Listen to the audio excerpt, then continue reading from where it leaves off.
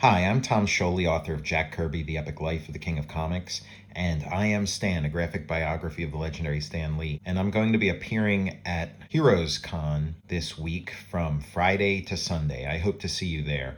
There's a new Frank Miller movie called Frank Miller, American Genius. It's a documentary about him. I think about his work a lot, and I've been doing videos talking about various influences that he's had. So here's another one. This was sort of a piece of the puzzle from Dark Knight Returns. I've read Dark Knight Returns many times, studied it very carefully, did a series of videos on the Cartoonist Kayfabe channel about the book.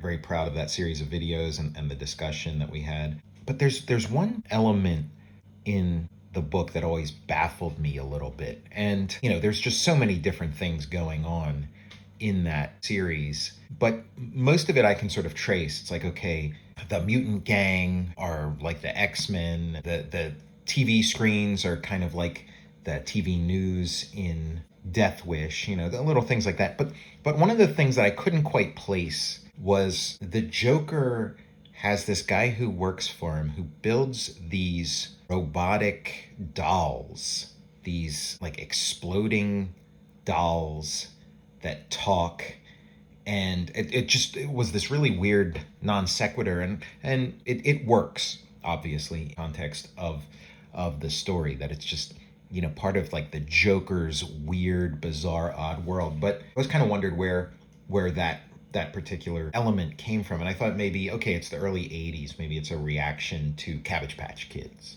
So it's like, oh, what if there were exploding Cabbage Patch Kids that people would use as assassination weapons or whatever. But I was reading through the Thunder Agents archives, and I found these stories that I hadn't encountered before in the Thunder Agents series. Because I don't have a complete collection of Thunder Agents issues. I have some issues here and there. But it was this really cool series for Tower Comics that was spearheaded by Wally Wood, and you'd have people like Steve Ditko and Gil Kane working on it, and he created this little superhero universe that's a lot of fun. But there's an artist named Manny Stallman who does a series called Raven, and Raven's arch enemy through a couple different chapters is Maven the Poet.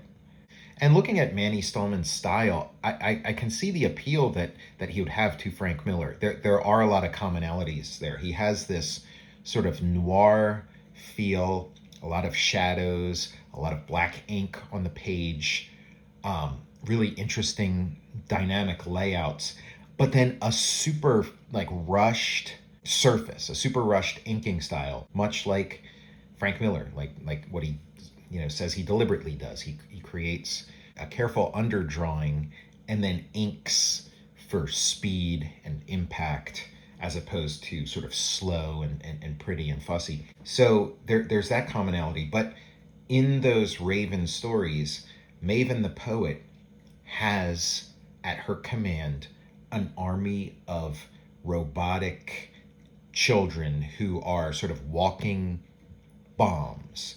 And they, just like the dolls in Dark Knight Returns, they sort of, walk around and then infiltrate where they need to be, and then blow up or release poison gas if need be. The two things that the dolls that the Joker employs in Dark Knight Returns use, and it becomes like the ongoing plot, and just the way their names rhyme, Raven and Maven, it does kind of make like Maven out to be sort of like the Joker, the nemesis to Raven. And maybe Frank could comment on this, but I gotta think he, again, as established in previous videos, Frank Miller's a huge comics fan, a huge comics geek, so it makes perfect sense that he's pulling from all kinds of things. And yeah, why not some obscure villain from an obscure Thunder Agents comic?